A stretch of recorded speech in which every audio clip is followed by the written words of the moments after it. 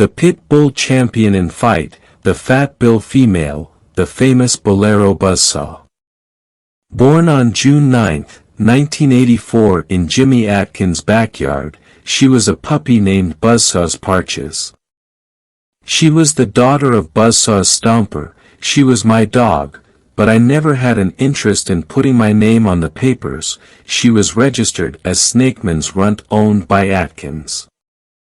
The Stomper was sold to me, right after I saw him in a fight test. This test was against one of my first dogs. The Stomper was great and I bought it on the spot.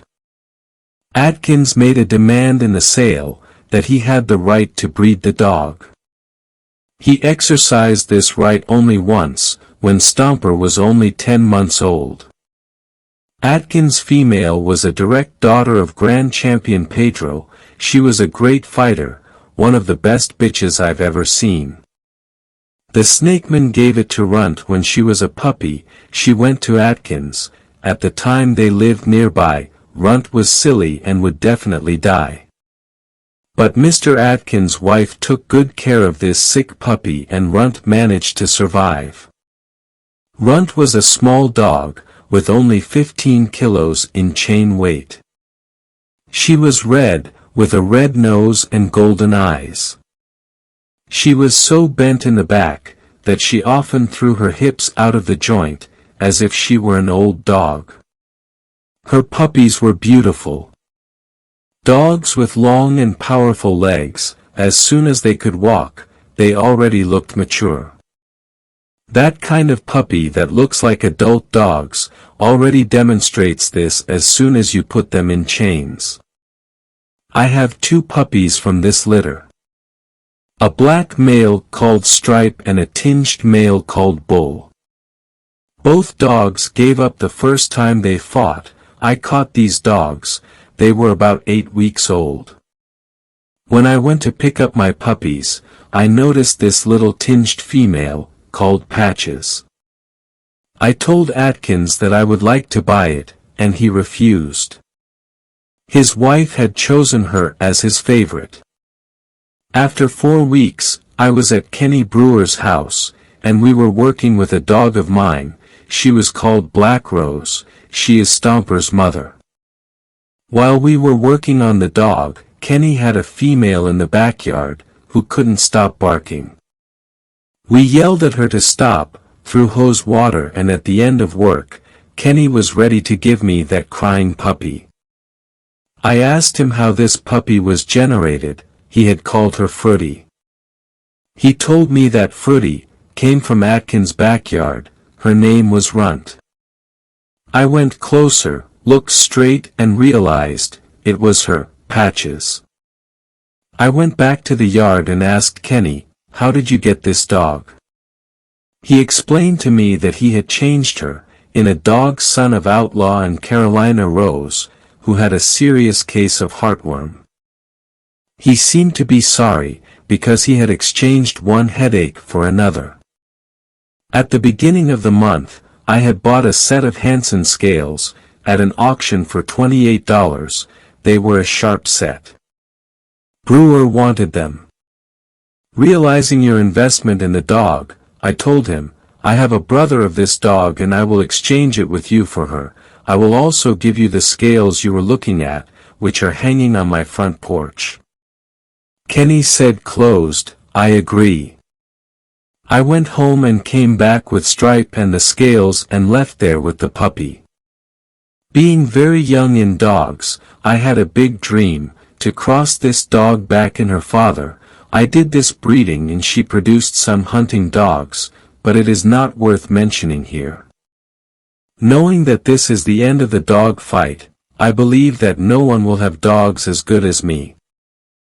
Well, that's all I had seen in her. At that moment she was just a daughter of my 15-month-old dog Stomper. I had no idea where this bitch was about to take me. I took her home, decided that the name Fruity and Patches were not good for her. They were very common and a common name. It did not match this strange-looking dog. I was watching TV that night and a commercial appeared. It was from Bo Derek's newest movie, Bolero. I liked it, it sounded good and it was a unique name. Fat Bill's Bolero, she was baptized that night. Bolero's school started at the age of 6 months, when in an accident, I found out that she was starting. I was taking my pet bull named Silver, back to the location of her chain. When Bolero reached the end of the chain and bit the Silver, while we were passing, Silver turned and grabbed Bolero by the head. Bolero shot in the back. The NC, which had a dog of the same size as Bolero, were interested in scheduling a fight against Bolero. On this day, there were 5 local fights and I had no idea what was going on, but I was in the fight. I just wished luck for myself, as well as for my dog. The guy from the mountains was called Greg and his dog was called Lady. She was a litter sister of the dead game dog, the famous Splash of Swinson's, also litter sister of Swinson's Mona. Mona is a bitch, who stopped Mountain Man's Gee Whiz. In a fight of more than an hour, she came from below and from behind to win. It was said that Lady was the best of the litter. They recently rolled her in Swinson's Winnie. Winnie was removed from the fight, at 30 minutes crying, against a perfect style of fight, of biting Lady's ear. I loved the fact that the great man in my area, Swinson, was in my backyard trying to have a fight with me. I couldn't resist and we marked the fight. 6 weeks later, we met at the place created by Joe Medlin, the owner and creator of the Outlaw of Medlin. It is a great place, which is used for rooster fighting, in the western part of NC. We sat in Joe's office, waiting for the arrival of referee Eddie Fredericks, and we waited a long time. After 2 hours, I said, Joe, why don't you arbitrate? And his answer was that he didn't want to, because this dog was from his backyard. I said, well, it's okay, I don't mind giving me a fair shake. He agreed. Bolero seemed a little tired of sitting in that office for so long. I asked if I could take her somewhere. Joe points me to a small courtyard, and says let's weigh them first. I said okay, but she may not be empty, the fight was made with 14 kilos. Bolero was at the right weight, but I knew she still needed to empty.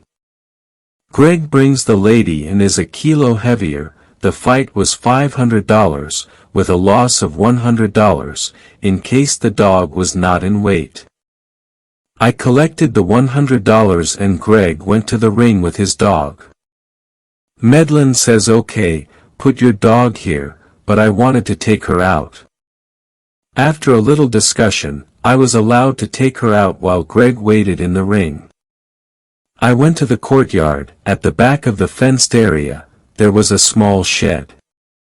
I walked with Bolero near this shed. She was pulling in that direction. She poked with her nose in the open door, and on the other side, there was a big goat and she bit her nose. I yelled at her, shake this goat and throw it on the floor. At that point she lost control, and made another attack, but I took her back by the leash. That goat ran to the corner of the building and hid in the straw, while Bolero silently pulling towards her. I took off her leash and went back to the ring.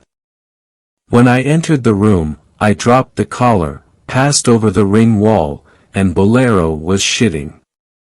We released them. As soon as they hit head-on, the fight was over. Bolero bit her chest, and opened the dog. She put her muzzle inside Lady's stomach, and shook violently. 5 minutes later, the dog's intestines were exposed. They were on this dog's feet. The intestines are conical and were hanging, dragging on the wall of the ring. Greg screamed for a scrath to continue. Medlin asked me and I allowed it. We separated the dogs, with the wood, and at 9 minutes Lady came back in the scrath, with the viscera outside. Then Greg did his best to put the viscera inside. Bolero went back to her stomach and they caught the dog at 9 minutes of fighting. It took 2 minutes to separate them. The lady is wanting to go back to fight, and she seemed to be a dead game dog. Joe Medlin looks like he's about to have a stroke. I was certainly proud of her.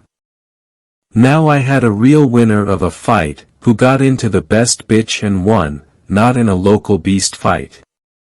This was a real bitch, and when Medlin praised me about my dog, my opinions about her were verified. This bitch was very special. Of course, this shook the old veterans. They did not believe that this young man had gone to the ring with a 16-month-old dog, and beaten his best dog. It was boring for them and unprecedented, so they went back to Inc. The phone rang and I wanted another great dog man. I didn't want another guy like me, who was trying to make a name. I wanted the best. Ben Calopi with Barney Fife, at that time had just returned from a long visit to Utah and had been taught under the IME, working with many dogs with big names, such as Champion Freddie and Mountain Boy. Since his return from Utah, Ben has won 14 fights in a row. It was said that he had a bitch, that he could not be defeated for anything, that it was bad and that she was in good shape. Hey, that's what I was looking for. My competitive nature couldn't stand anything less than that. Calopi called me and said he had a 14-kilogram dog. He was interested in entering the ring against Bolero. I accepted his challenge, this with less than 10 days, after the first fool's victory. That was Bolero's nickname in my house. Russell N. would establish the agreement of the fight and keep the losses. In addition, at that moment my popularity caused some unknown people to contact me, and one of them was Bobby Hall. He appointed himself my advisor, because I asked so many questions about what a dog's fighting campaign was like, because the people I was with had little or no experience in this. Bobby, of course, is a different story. About 6 weeks after the show, Russell called me and said he was having problems with the place of the fight. He asked me if I have any idea of any place. I said yes, I have a place near you, but I will have to call my friend first. My friend told me that the place was not available, but I had another place, which was close to my house, and which we occasionally use for testing. Russell is still looking for a place. Bobby Hall told me not to tell them the distance from the place until the last moment, because that was not their business, or they define the place and you go, but keep it a secret. No one needs to know, except you. 6 days before the fight, Russell calls me in panic, claiming that he did not have a place for the fight. I told him, "Don't worry, my friend near you," he said we can use his farm. Now, I just didn't disclose any information. I had no idea that Russell would take Calopi to Russell's area, and then I would have to take him back to mine, but everything is fair in love and war. On the morning of the fight, I settled 30 minutes from the place. Calopi and his entourage went to Statesville, North Carolina, which is 2 hours from us. Russell called me, and asked for the 1,000th time, "Where is the place of the fight?" I told him that the place of his path had fallen, but I had a place close to home, if they had no other options. God, you should hear him curse. The man was upset. But for me that was bad. I wasn't responsible for setting up the show, which was his. I was busy, training my dog and worried. I didn't have time to do his work either. They arrived at the meeting place and my friend Kent Rearson, owner of the Columbus of Kent, took them to the old house, where the fight would be. We were there a few hours before they arrived. In fact, Bolero fell asleep lying in the ring waiting. Calopi was very angry for being run over, especially by a beginner. I know he was losing control, and things are not about to get better. We wash and weigh the dogs. Calliope's dog belongs to Martin Jean, her name was Bridget. She is the daughter of Jean Shogun, crossed with Jean Bessie. Bridget had 3/4 of Buster and 1/4 of Tiger Jack. His father Shogun, also known as Slick, was a 2-time winner dog of that time. Among these victories, one was over Goose Pickers, with the champion whip. Bridget was at the right weight, she looked huge for 14 kilos. Bolero was weighing 13 kilos, and I heard them saying that they were going to crush my dog. Bob Stevens is the referee and, under his command, the dogs are released. They hit the center of the ring, with a sinister thud. Bolero immediately went to suffocation below. They said that Bridget is a master at keeping a dog out of reach. This dog had been chosen by hand to beat Bolero and shut me up. Bridget begins to defend herself. She suffocated the Bolero with ease while she raised Bolero's right shoulder. Ricky the Rat Jones sent a man to watch this fight. He offered to buy my dog, before the opponent got there. I looked up, was on the floor and saw that he had a look on his face, as if that dog was not so good. I could see it clearly. At 15 minutes of fighting, Bolero had not yet done much, and the crowd is really believing in Bridget. When in the mark of 20 minutes of fight, like a bomb, Bolero reached suffocation, and in the 10 minutes, she destroyed Bridget.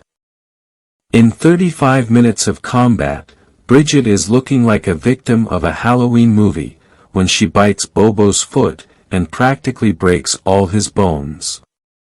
Bolero is still suffocating. She releases, and lets out a scream. She bit hard in the head.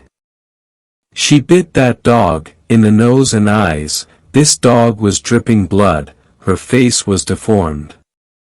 Bridget is now trying to spit that foot. I'm sure, she's sorry she caught it. Bolero pulled her foot out of Bridget's mouth, and the suffocation returned, this after the 41st minute of the fight. At 43 minutes, Calliope offers me a scratch to end the fight. I accepted the offer and the dogs separate. Bolero came back in a funny way. She wasn't excited at first, she was very calm and you could hold her, just putting your hand on her. When you took your hands off her, she would jump in the air and land in the middle of the ring, take a step and make the contact. In addition, when you fought with her, she would lie down and put her paws forward. Bolero always jumped from this position, in the corner of the ring. I had to hold her, because she wanted to lie down and chase the dog, as if it were a big cat. Bolero was difficult in its scratches. Bridget scratched, she came with the same strength. I was very impressed with Bridget. A while later, a friend bought her brother, and tried to buy her that day. She never had any puppies and I didn't hear from her again. The man Ricky Jones sent came to the Inc. and offered me a lot of money to buy my dog. I refused. I remember what Babi told me, never sell your best dog. After his second match, Mancy Payne calls me. He wanted a fight, with his champion dog Scooter Reds. We accept. At this moment, it seems that Bolero will become a champion at 23 months of age. Everything seemed fine and then I got the call from Payne.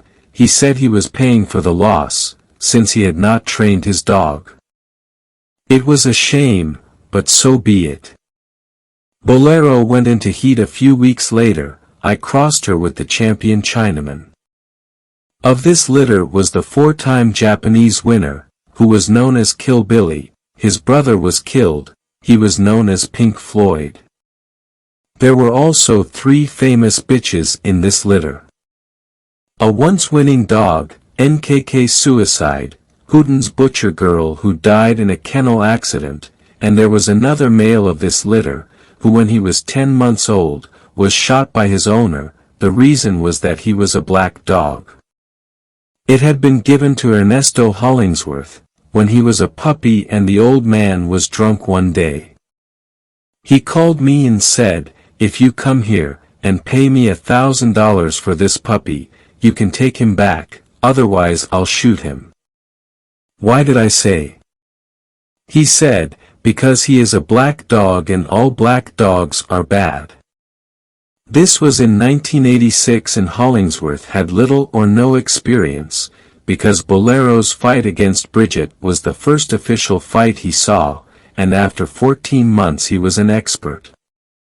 I told him I would be there in a few days. And he told me, "If you're not here today, I'll kill the dog." After that he shot the dog while I was on the phone with him. So out of 6 dogs in this litter, 5 reached adulthood, all 5 began to fight, and none of them gave up. To this day, this blood is used and Bolero was certainly the best dog ever crossed with Chinaman. The puppies were so good and this bitch had already proven her worth, and I had no plans to fight her again. I was in Texas, with Bobby Hall and Norman Houghton. It was in early 1988 and Houghton asked me, why I hadn't taken Bolero, to do his 3rd fight, and thus become a champion. My answer was that I didn't care about a piece of paper, and what the others thought, that I liked my dog and knew she was good. He agreed, but he also affirmed the fact that another victory, and the title of champion, would seal us in the history books. His words burned in my brain. A few months later, I was in South Florida with my friend Rostamon, while we were participating in a fight at the Rebel Kennels. In this show, Jeanette DeHall had her epic battle of 1 hour and 30 minutes, with Rebel's great champion Spooky, a daughter of Mountain Man's champion Homer. Spooky won the fight, and her owner Ricky Jones held her and said, "Here is the best bitch who has ever left Homer." Lester Hughes, the Mountain Man, jumped into the ring and said, "Sorry boy, but I have one that is better." And Lester reminded Ricky that he sold Spooky. Ricky, embarrassed, went to take care of Spooky. Lester turned to the crowd and said, "I have a 14-kilogram dog, open to the world, and she makes Spooky look weak." Before I knew it, Rostamon convinced me to combine a fight, with the Mountain Man and his 4-time winning dog, champion Miss Homer, a litter sister of Homer Jr. We put the losses and the fight was scheduled, for 12 weeks later, since Miss Homer had just won from a bitch, that a week before, the fight lasted 15 minutes. On the day of the fight, I was in the hotel room, a few kilometers from the place. They told me to stay in a hotel. I came the night before. I stayed at some of the exits from where I was supposed to go. They took it until noon the next day to find me, but they found me. They wanted to see my dog. I went into my hotel room and held her at the window. I said, "This is the closest you will see, before the time of the fight." They told me they wanted to go earlier and asked me if I was ready for it. The fight was scheduled for midnight and now they are talking about 7 a.m. I called Bobby to give me some advice. He said, "So, they are light, they will gain weight until 7, so only go early if you want, but I would make them wait until midnight, if your dog can't empty herself." He said to give her 2 infant suppositories at 5 o'clock and if she empties, do it. But I knew we couldn't gain weight by then, because she needed about 5 hours to get the rest of her water out. At 4 o'clock, they came back ready, and took us to the place. The place was transferred to Mountain Man's house, because Miller was fighting with his wife. He said he was worried that she would call the police. So, we drove for almost 2 hours to the Mountain Man's house. At 7 o'clock we weighed the dogs. Bolero was overweight. They told me to pay the loss. I told them, kiss my ass. See you at midnight. I started fixing the car to leave. Miller runs and says okay, let's leave it for the night, so they weighed their dog, and she was 5 kilos, overweight. Bobby was right about the money, as usual. I say that Bobby Hall can look through a dog, as you can look through a clean glass. He sees things that are invisible to most. In my opinion, Bobby Hall is the best dog fighter I've ever met. Bob Stevens was supposed to arbitrate again, but he chickened out at the last minute. Again we got stuck without a referee. In my usual arrogant style, I turned to the mountain man, with the room full, and said, "Why don't you arbitrate? This will give you a good view of the action." He was happy to do that. I watched Bolero, and I'm waiting in the ring for the opponent. Her name was Larry Miller. While I waited, I opened Bolero's mouth and showed it to the mountain man. He said that this dog broke her teeth, and had no teeth, to bite a flea. He asked me, but what happened? And I told him that she had attacked Jenny, while I wasn't at home, 2 weeks before the fight. He quickly said, "Do you mind if I bet a little more money? Because I'll have to put 2,000, after seeing this." I took a little more action. Miller arrives with this beautiful black dog. She was perfect, she looked young, she came out of the box and was scary. But Bolero had a look at her, and when she looked on the other side of the ring, I swear that Mrs. Homer disguised her look. It was as if Bolero, just by looking at her, terrified him. When releasing the bitches, they went forward and Bolero bit right in the head, working the bite on the face and mouth, causing a lot of damage. Mrs. Homer was just trying to keep up. At 9 minutes Mrs. Homer turned around, but they didn't see it, so at 25 minutes she turned around again. This one was seen by the referee. A strap is made and Mrs. Homer makes a strong turn. Another strap is made. It's Bolero's turn. She shoots and catches the dog in her own corner. At 35 minutes, Miller tells me, "I thought your dog was a suffocating dog." She seems quite perplexed. I said, "Since you want it like that," I jumped behind Mrs. Homer, started snapping my fingers on the back of her and called Bolero. Bolero took the dog by the suffocation and crossed her through the box, hitting Mrs. Homer on the wall. Mrs. Homer freed herself and ran to the wall. I tried to deal with Bolero, but she escaped. She grabbed Mrs. Homer by the neck and pulled into the ring. At 50 minutes of fighting, and surprisingly, Miss Homer scratched. We have 55 minutes of fighting, another handle, and now it's Bobo. At 58 minutes of struggle it's Mrs. Homer's turn. She listens to the count, and no longer sees another sunrise. Bolero is now a champion. She is in the Sporting Dog Journal.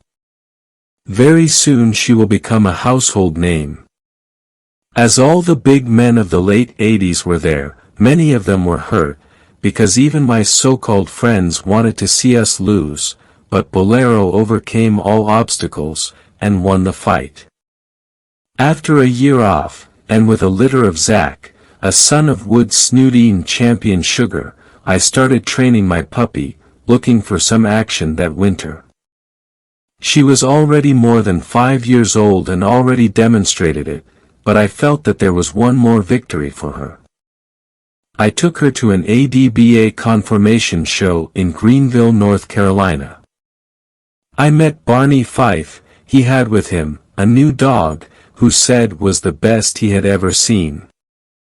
Her name was Gisette. She was the daughter of Matt McGee. With Wehunt and Pool Hall Red Lines, she became a 2-time winner, eventually gave up Li Ling to Payne, who was a daughter of Chinaman. Anyway, Fife de Calopi challenged me with that 14-kilogram dog. The fight was scheduled for 8 weeks, with a value of $1,000. I bet $500 on the loss. We agreed right there, and sent the amount of the loss to the titular referee of the fight. I told Barney to keep the fight discreet, since Mrs. Homer's fight gained a lot of repercussion. After 2 days, when we paid the bet, Ricky Jones called me. He said that I promised him a rematch after beating Mrs. Homer. Jones was the owner of the champion Homer, the mountain man, until he died. I told him, lucky for you, that she is already scheduled in a fight against Fife. He says I'm having a great show. In the first place on December 12th, come to the show. I'm going to use a great champion bitch, OZU, to fight Bolero. I said, pay my loss first, since the idea of winning a great champion is wonderful for me. Ricky said, how much is the loss? I said, it's a $5,000 fight, with a loss of $2,000. The lie fell well. He said, I'll post the $2,000 for you. I agreed and sent Barney Fife his $500. I was already earning $1,500, even before the fight started. On the day of the fight, I am the 9th, in a show of 12 fights, we were finally released to weigh at 3 a.m. on Sunday. Bolero was at the right weight. 10 minutes later, they brought a young dog to the scale. She was in great condition. This was not the 6-year-old great champion I expected, but a young and big dog who weighed 17 kilos. I collected the loss, and took the $2,000 that Jones had put in. I now had $3,500 in my pocket, and the dogs hadn't even fought.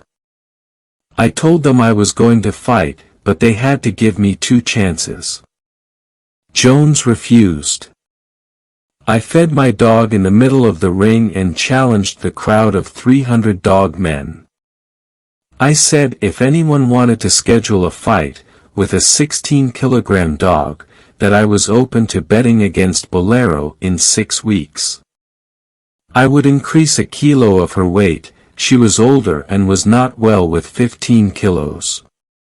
Some time later, they brought a female to fight Bolero.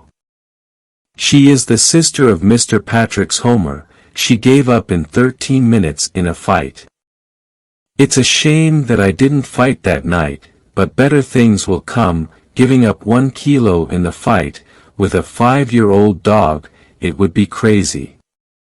When I issued the challenge, a dog man got up and said, Fat Bill, I'm going to take your weight. This man was Super Nat. We agreed to meet in 7 weeks at the same place, the place where the Honey Bunch won its last official fight. The training for this fight was perfect. The only problem was the non-essayers, who during these 7 weeks, kept complaining about me combining a fight with a dog without teeth. I didn't care much about what they said. We tested her and she was great, so I wasn't worried about her ability to bite. We traveled to fight, and the trip wore her out a little. She was looking tired on the way to the fight. We arrived at the right weight and the Super Nat as well. He was using a dog named Lil Bit. She was twice winner and litter sister of the great champion ace of Super Nat. I was confident. When Super Nat reported that there was no light, he said that if it took too long to start, we would have to put lights in the ring. It was an hour until dark. I said let's skip the washing of the dogs, so it won't take too long. He said okay. In the attack, Bolero bit the front. She was looking weak. Lil Bit was biting in the head and pushing Bolero down. Bolero looked old. She was in trouble, and in 10 minutes of struggle, I started to think, what a terrible mistake I made. But then it happened. Bolero, without a hanger on her head, stopped biting on the side of her head and attacked over the dog. She grabbed Lil Bit by the back. Then Bolero bit her eyes, attacking her head. She closed her mouth like a shark. Then she let go and bit her neck. Again she closed her whole mouth. After these two quick attacks, she attacked the side of her head and knocked down Lil Bit. Lil Bit had a tear of about 2 centimeters in her spine. And with a tear of about 4 centimeters in the hip part and a hole in the back. From this hole, the blood squirted out, about 60 centimeters high, looked like a source of water. From the hip bite, the blood was dripping down the back paw of the dogs. Lil Bit got really hurt and it was time to get my victory. The referee proclaimed the damage that Bolero did to be the bloodiest of the year. Super Nat didn't remove her. At 25 minutes Bolero made a quick scratch, ran away in his style, and Super Nat will cry. She pushed your dog. Referee Larry Miller told me to release clean next time. I think to myself, what an idiot. Another handle at 30 minutes and it's Lil Bit's turn. She came well, but she was weak, she won't live much longer. Another handle in 35 minutes of fighting, everything is in slow motion. I know this is Bolero's last fight, I know this is her last professional scratch, she is old and is going to retire. How time flies when you're having fun. The referee says, face your dogs, and I turn my back, held her head in the corner and her ass for the Super Nat. The referee says again to see your dogs, and I told him, I've never pushed this dog in my life, tell me to let go.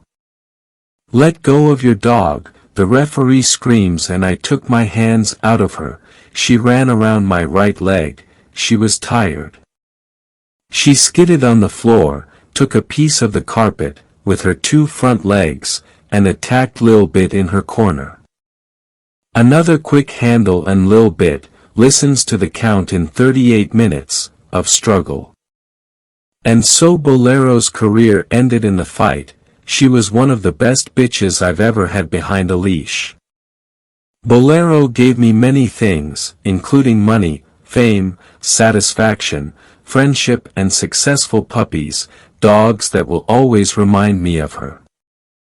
But one thing she proved to me and my son, that she would do anything for us. I love you, my little Bobo, and I know that one day I will put you in the ring again. Until then, goodbye, my little friend. With much love, by Bill Gordo.